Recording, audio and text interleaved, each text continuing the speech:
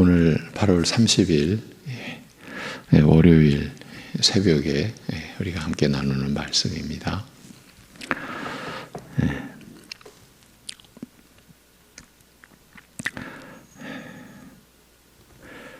은혜와 진리를 말씀 안에서 선포하시고 또한 베풀어 주시는 하나님 아버지, 우리의 모든 것이 하나님께로부터 왔고 베풀어진 것을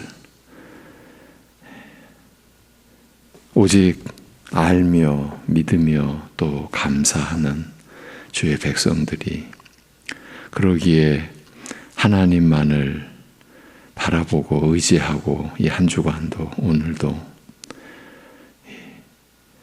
이 죄악의 세상 가운데서 의의를 지키며 거룩을 나타내며 하나님의 뜻을 구하는 삶이 되게 다스려 주시고 또한 인도하여 주옵소서. 예수님의 이름으로 기도하옵나이다. 아멘. 로마서 3장 21절 22절입니다. 로마서 3장 21절 22절.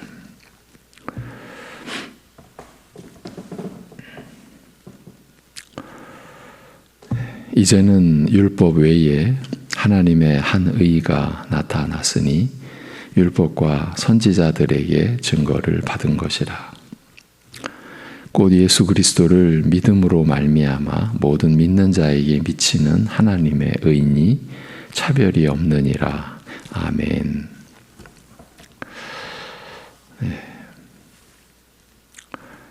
예수께서 우리에게 구원함 곧 속량이 되셨다라고 하신 고린도전서 1장 30절, 그 내용을 로마서 3장을 통해서 계속해서 살펴왔습니다.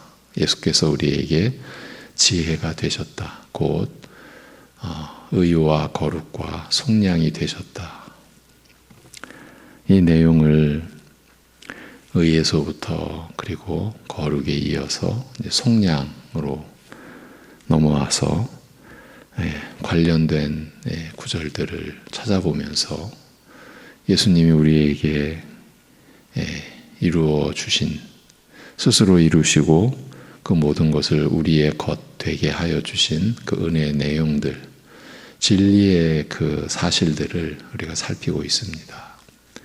우리를 위해 이루시고 베풀어 주신 것을 우리가 바로 알기 위함이었습니다. 이제 궁극적으로는 그래서 우리가 우리 자신을 위하여 뭘 할 수 있겠느냐, 이제 그 질문을 놓고 이러한 말씀을 나누어 왔습니다. 몇 달 동안. 예수께서 우리를 위해 모든 것을 이루어 주셨다. 이 점을 우리가 확인해 온 것이죠. 속량함에 대해서는 조금 더 이제 진행이 될 겁니다. 근데 오늘은 일단 로마서 3장, 오늘 우리가 본문 3은 22절까지를 이제 살피고 마무리를 하고자 합니다. 21절. 그러나 이제 율법과 상관없이 하나님의 의가 나타났으니 율법과 선지자들에 의해 증거를 받은 것이라. 우리가 일단은 저 앞에서 쭉 한 번씩은 보아왔는데 이제 19절부터 22절까지를 다시 보면서 로마서 3장을 정리하려고 한 겁니다. 그만큼 중대한 내용이 있어서였습니다. 로마서 1장 18절에서 33장 20절에 이르기까지 긴 그 문장의 장문의 내용을 통하여 하나님의 의가 나타나게 된 이유와 목적 그리고 배경에 대하여 자세히 설명하였습니다만, 그런 다음 로마서 1장에서 이미 복음에는 하나님의 의가 나타나서 믿음으로 믿음에 이르게 하나니라고 선언했던 내용을 계속 더 깊이 설명하고자 오늘 말씀은 이제는 율법 외에 하나님의 한 의가 나타났으니 라는 말로 시작하고 있습니다. 그러니까 로마서 1장 18절부터 3장 20절까지 하나님의 의가 나타나지 않으면 안 되었을 그 이유, 목적, 배경에 대해서, 그 배경은 철저한 우리 인간의 타락, 죄악으로 인해 빚어진 우리의 실상, 우리 안에서는 이제 기대할 게 아무것도 없다라는 것이죠. 그러한 배경을 가지고 이제는 율법 외에 하나님의 한 의가 나타났다. 이런 구원의 진리에 대한 이제 설명이 시작되는 이제 부분입니다. 하나님의 의가 나타났는데, 그런데 율법과 상관없이, 율법 외에라고 하는 것은 율법과 상관없이 나타난 사실을 제일 먼저 밝혔습니다. 이제는 율법과 상관없이 별도로 하나님의 의가 나타났다는 이 말씀은 사람이 하나님 앞에서 마땅히 살아야 할 바른 도리를 가르치는 율법만으로는 이방인이나 유대인이나 다 같이 정죄받아 망할 수밖에 없는 바로 그 절망적인 상황에서 벗어나게 하는 또 다른 길, 별도의 길로서 하나님의 의가 나타났다는 뜻이라고 했습니다. 율법으로는 자신이 하나님 앞에서 정죄받아 영원히 망할 수밖에 없는 죄인임을 깨달아 절망할 뿐이지만 바로 이런 절망에서 구원하여 살 소망을 얻게 하는 길로서 율법과는 상관없이 별도로 하나님의 의가 나타났다라는 뜻입니다. 이 하나님의 의는 율법과 선지자들에게 증거를 받은 것이라고 말합니다. 이제 이 진술을 시작할 때에는 하나님의 의가 율법과는 상관없이 별도로 나타났다라고 하였으나 그 진술을 마칠 때에는 바로 그 율법에 의해 증거를 받는다라고 하니 앞뒤가 맞지 않는 것 같아 곤혹스럽습니다. 그러나 율법과 상관없으면서도 동시에 율법에게서 증거를 받는다라고 하는 이 말씀이 잘못된 내용이 아니라면, 말실수가 아니라면 결국 하나님의 의와 율법의 관계가 단순치 않다. 그 뜻이 복잡할 만큼 깊은 것이라, 그 관계가. 이렇게 우리가 이해할 수밖에 없을 것입니다. 전 시간에 나눈 내용을 정리해드리면 이렇습니다. 율법과 복음은 서로 부정하고 배제하는 관계가 아니라 서로 세우고 증거하는 관계인 것입니다. 율법으로는 죄를 깨달을 뿐이라고 하셨습니다만 바로 율법이 이처럼 우리의 죄를 드러내어 정죄하기 때문에 율법 외에 다른 곳에서 길을 찾게 되는 것입니다. 만일 율법이 나로 하여금 하나님 앞에서 소망 없는 죄인임을 깨닫게 하지 않았다면 우리는 그리스도의 은혜를 바라고 찾지도 않았을 것입니다. 율법이 죄를 드러내어 죄인으로 정죄함으로써 오히려 나를 그리스도에게 인도하는 이런 역할을 두고, 이런 율법의 기능, 그 역할을 두고 율법은 그리스도에게 인도하는 몽학선생, 우리를 그리스도께 인도하는 초등교사라고 말하고 있는 것입니다. 바울 사도가 갈라디아서에서 진술한 결정적인 내용이죠. 율법의 역할은 우리를 그리스도께로 인도하는 율법 선생, 몽학 선생, 초등교사다. 우리가 구원을 받는 진리의 아주 핵심이죠. 그래서 율법과 복음은 서로 부정하고 배제하는 그런 관계가 아니다. 서로를 세우고 증거하는 관계다. 이것을 이제 크게 보면 구약과 신약의 질서죠. 관계의 질서죠. 결국은 하나로 진리가 통합되는 가장 근본적인 그 내용이죠. 율법과 복음의 관계. 서로 부정하는 게 아니라 서로 세우고 증거하는 관계인 겁니다. 이러한 내용이 언약 백성인 그 이스라엘에게는 더욱 그러했습니다. 시내산에서 언약을 맺으시면서 율법을 선포하여 이스라엘로 순종을 맹세하게 하셨습니다만 그 후 말씀하시기를 너희의 완악한 성품으로 말미암아 너희의 육적 성품 죄로 인하여서 타락한 그 성품으로 말미암아 너희는 결코 이 법을 지키지 못할 것이요 그 결과 약속의 땅에서 쫓겨나리라고 예언하셨습니다. 이제 신명기 31장 그렇게 참 여러분에게 많이 강조해 드렸던 그런 성경의 장 중에 하나죠. 신명기 31장. 육체의 할례를 행하여 언약 백성의 표지로 삼게 하신 다음에도 그러니까 육체의 언약의 표징을 새기게 하셨습니다.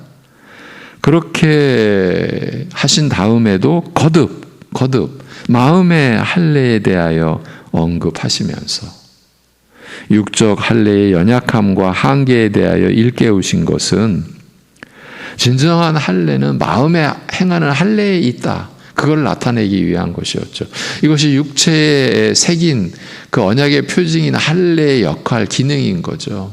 마음의 할례, 곧 그리스도 안에서 베푸시는 바 성령으로 마음에 행하시는 그 진정한 영적 할례를 바라고 사모하게 하고자 하신 것이었습니다. 결국은 이것이 그리스도께서 성령으로 베푸시는 세례의 그 내용이죠. 그래서 구약의 이 할례의 영적 본질이 신약 말씀에서 그리스도께서 성령으로 베푸시는 세례로 연결이 되어지고 결국은 할례는 성령으로 베푸시는 세례를 가리키는 역할을 한 것이죠. 그 한 구절을 이렇게 마음의 할례에 대하여 언급하신 한 구절을 읽어드리겠습니다. 바로 신명기 30장 6절입니다. 방금 신명기 31장을 제시해 드렸었죠. 그 신명기 30장 6절에 내 하나님 여호와께서 내 마음과 내 자손의 마음에 할례를 베푸사. 결국 하나님께서 내 마음에 할례를 베푸시려는 이것이 하나님의 이스라엘을 구별하신 그리고 우리를 택하신 그 진정한 뜻과 목적이었다라는 거죠. 마음의 할례를 베푸사. 그래서 내게 마음을 다하며 뜻을 다하여 내 하나님 여호와를 사랑하게 하사 내게 생명을 얻게 하실 것이며. 이게 신명기 30장 6절의 말씀입니다. 다시 읽어드리겠습니다. 내 하나님 여호와께서 내 마음과 내 자손의 마음에 할례를 베푸사 내게 마음을 다하며 뜻을 다하여 내 하나님 여호와를 사랑하게 하사 내게 생명을 얻게 하실 것이다.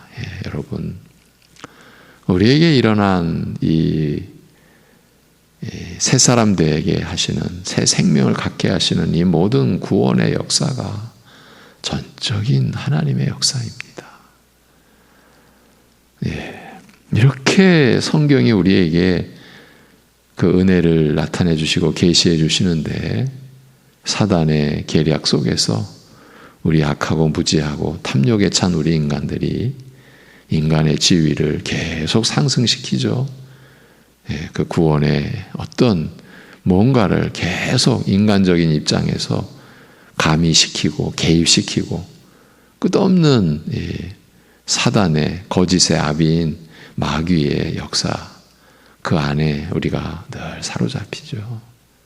참 이런 말씀 우리가 쭉 전개해 나가면 이 모든 게 은혜죠. 그리고 율법은 제사를 통하여 죄 사함 받는 은혜에 대하여 명백하게 알림으로써 이게 레위기의 이제 내용이죠. 제사를 통하여 죄 사함 받는 은혜에 대하여 명백하게 알림으로써 이스라엘이 곧 하나님의 나라가 은혜 위에 세워지는 나라임을 특히 죄 사함의 은혜 위에 세워지는 나라임을 증거했습니다. 이 하나하나 한마디 한마디가 너무 중요한 내용들 그 진리의 말씀입니다. 오늘날 교회가 곧 이 은혜 위에 세워지는 하나님의 나라입니다. 다시 말하면 죄사함의 은혜 위에 세워지는 하나님 나라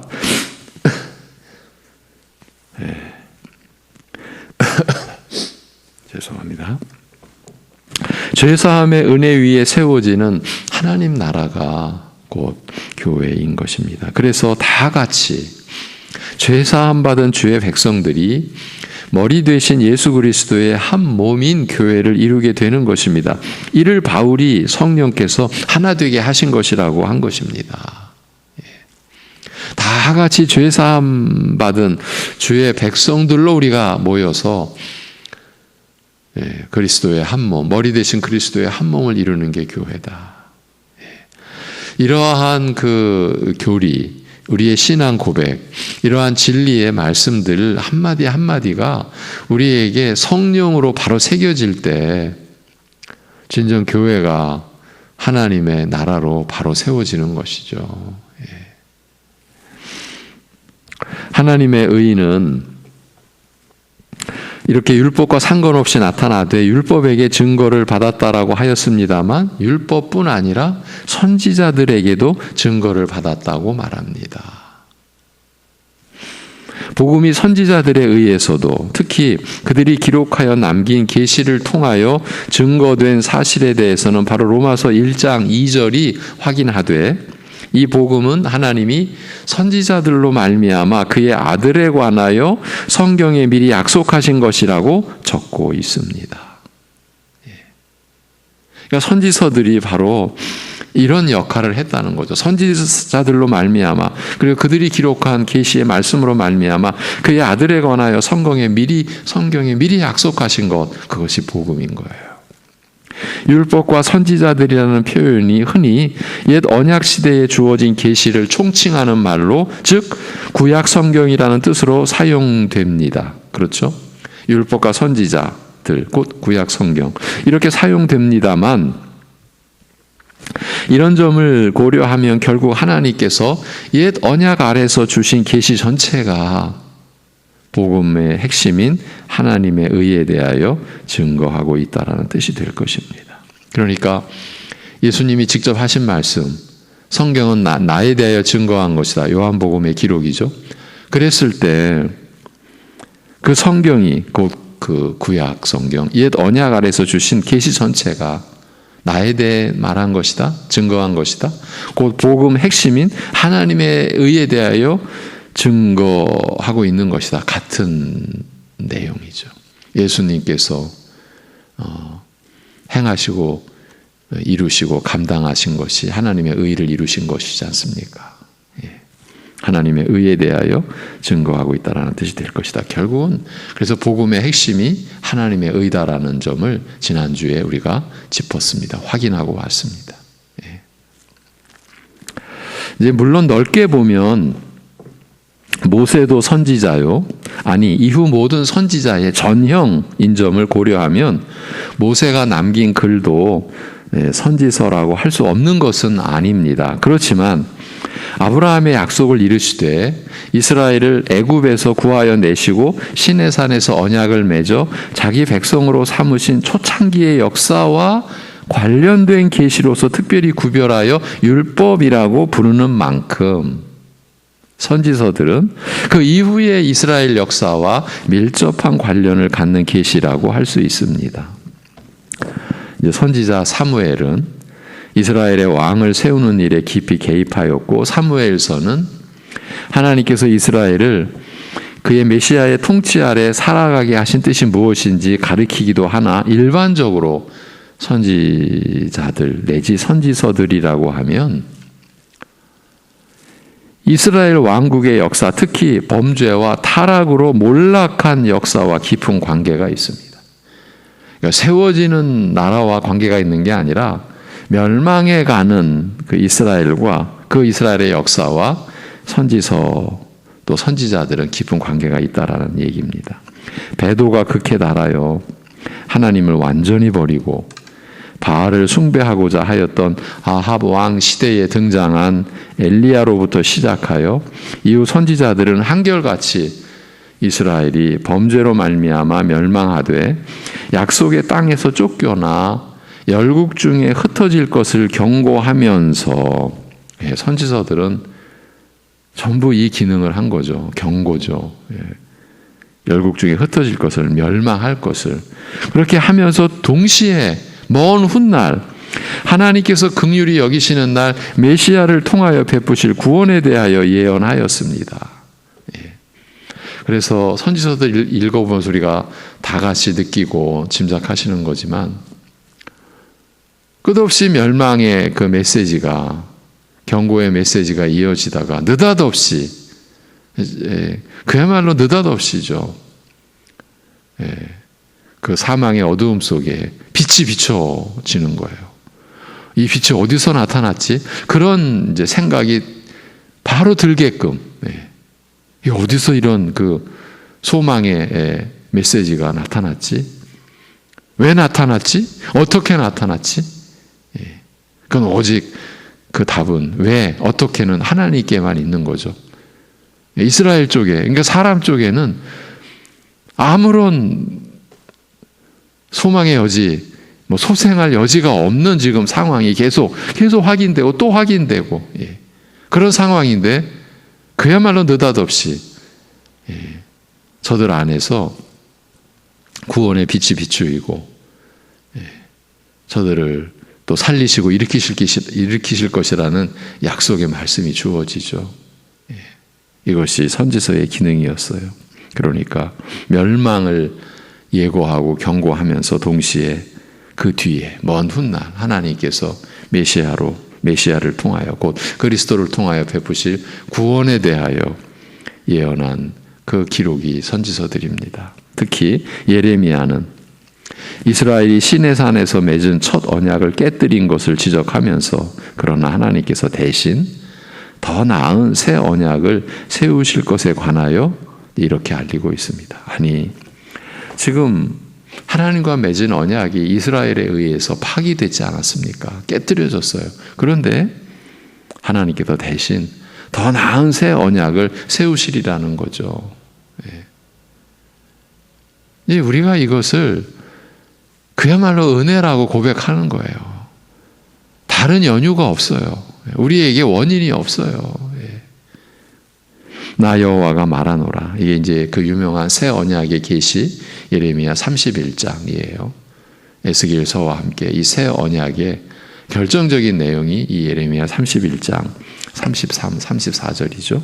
나 여호와가 말하노라. 그러나 그날 후에 내가 이스라엘 집에 세울 언약은 이러하니 곧 내가 나의 법을 그들의 속에 두며 그 마음에 기록하여 나는 그들의 하나님이 되고 그들은 내 백성이 될 것이라. 그들이 다시는 각기 이웃과 형제를 가리켜 이르기를 너는 여호와를 알라 하지 아니하리니 이는 작은 자로부터 큰 자까지 다 나를 알미니라. 내가 그들의 죄악을 사하고 다시는 그 죄를 기억하지 아니하리라. 여호와의 말이니라. 아멘. 내 법을 그들의 속에 두고 그들의 마음에 기록하겠다. 그리고 그들의 죄악을 사하고 다시는 죄를 기억하지 아니하리라. 새 언약의 골자죠. 에스겔서를 보면 내 영을 그들의 마음에 두겠다. 결국은 내 법을 그들의 속에 두며 그 마음에 기록한다라는 것은 그리스도께서 우리의 죄로 인하여 죽으시고 부활 승천하신 후 보내신 성령의 역사를 지금 예시하고 내다본 거죠. 성령을 주리라. 그리고 죄 사함의 은혜를 베풀어 다시는 죄를 기억조차 하지 아니하리라. 선지자들의 이 예언이 그리스도에게서 성취된 것을 두고, 방금 전에서도 제가 언급해 드렸었죠. 이 새 언약이 그리스도에게서 성취된 것을 두고 로마서는 이렇게 설명하고 있습니다. 율법이 가입한 것은 범죄를 더하게 하려 함이라. 그러나 죄가 더한 곳에 은혜가 넘쳤나니. 율법의 기능이 죄를 드러내고 죄를 죄라하고 우리가 죄인으로 절망할 수밖에 없는 그런 이제 역할을 했다고 그랬죠. 그러니까 율법이 가입한 것은 범죄를 더하게 하려 함이라. 그러나 죄가 더한 곳에 은혜가 넘쳤나니. 이스라엘에게 율법이 주어졌으나 결과적으로는 범죄만 더욱 많아졌을 뿐일. 그러나 이처럼 율법으로 말미암아 죄가 더하여진 그 상황에 그리스도로 말미암아 은혜는 더욱 풍성하여 넘쳤다는 뜻입니다. 이스라엘의 실패의 역사가 결과적으로 그리스도의 은혜의 역사를 이끌어들이는 길이 되었다라는 뜻입니다. 여러분, 이것이 하나님의 영원한 작정 안에서, 그 섭리 안에서 이루어진 일입니다.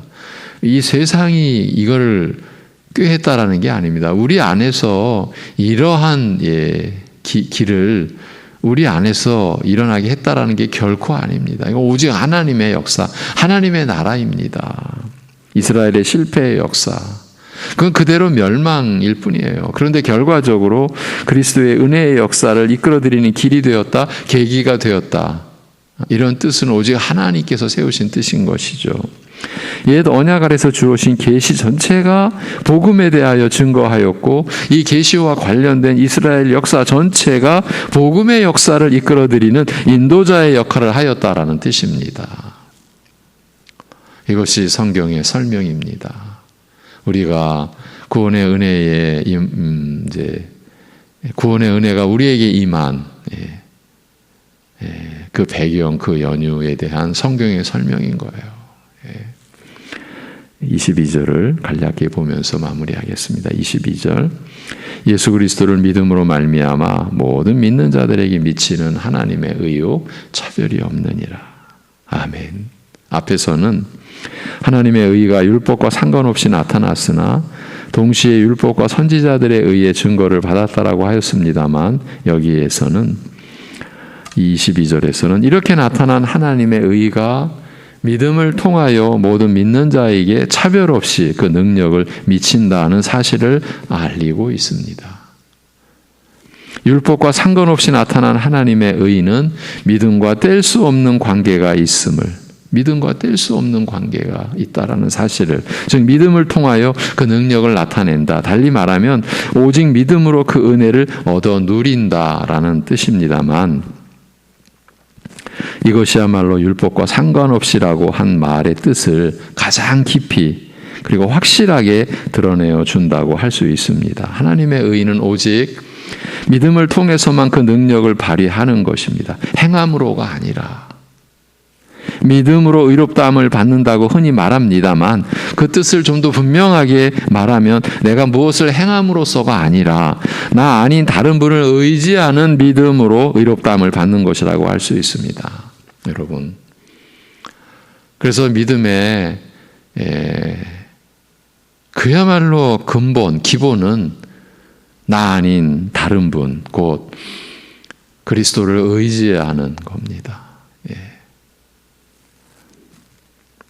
그러니까 오직 믿음을 통해서 하나님의 의가 그 능력을 발휘한다라고 할 때, 우리가 자칫 우리가 속고 또 오류에 빠지면 우리가 믿는다라고 고백하는, 결국은 또 나를, 또 우리를, 또 인간을 또 부각시켜서 봐라, 우리가 믿음으로 하나님과 협력하는 것 아니냐, 이렇게까지 나아가는 거죠. 믿음의 엄청난 뭔가를 우리가 또 부여해버리는 거예요.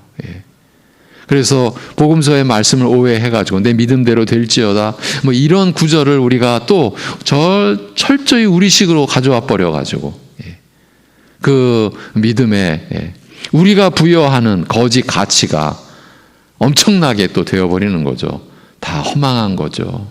왜? 하나님과 하나님의 말씀과는 아무 상관없으니까. 그래서 결국은 히브리서 12장에서는 믿음의 창시자를 아예 명시했어요. 예수 그리스도시라. 그리고 그 믿음이 온전케 되도록 하시는 분도 예수 그리스도시라. 그래서 그분을 바라보라고. 이렇게까지 말을 해도 우리는 믿음 쪽에 이제 걸어버리는 거야. 그 앞에 거는 그렇다고 치자. 하나님이 하셨다고 치자. 그런데 그 하나님의 모든 이 복음의 핵심, 하나님의 의가 우리 믿음과 연관이 되어 있고 믿음을 통해서만 능력을 발휘된다라고 했으니 우리가 믿음을 내세우자. 그래서 우리가 마치 믿음을 생산해내고 산출해내고 그 믿음의 그 규모와 내용을 우리가 마치 꾸며갈 수 있는 것처럼 또 엄청난 거짓된 것들이 우리를 참 혼란케 하고 그야말로 범람하죠. 그런 거짓된 주장들이. 오직 나 아닌 다른 분 그리스도를 의지하는 겁니다. 그 의지하는 믿음으로 의롭다함을 받는 것이라고 할 수 있다고 했습니다. 내가 율법을 행함으로써 의로움에 이르는 것이 아니라 하나님의 의가 그 안에 나타난 그리스도를 믿음으로써, 그리스도를 의지함으로써, 우리 자신을 전적으로 맡김으로써, 오직 그분만을 신뢰하고 나를 신뢰하고 의뢰하던 모든 것을 부정하고 부인함으로써, 자기를 포기함으로써, 그렇게 그리스도를 의지함으로써, 믿음으로써 의롭다함을 얻는 것이라는 거죠.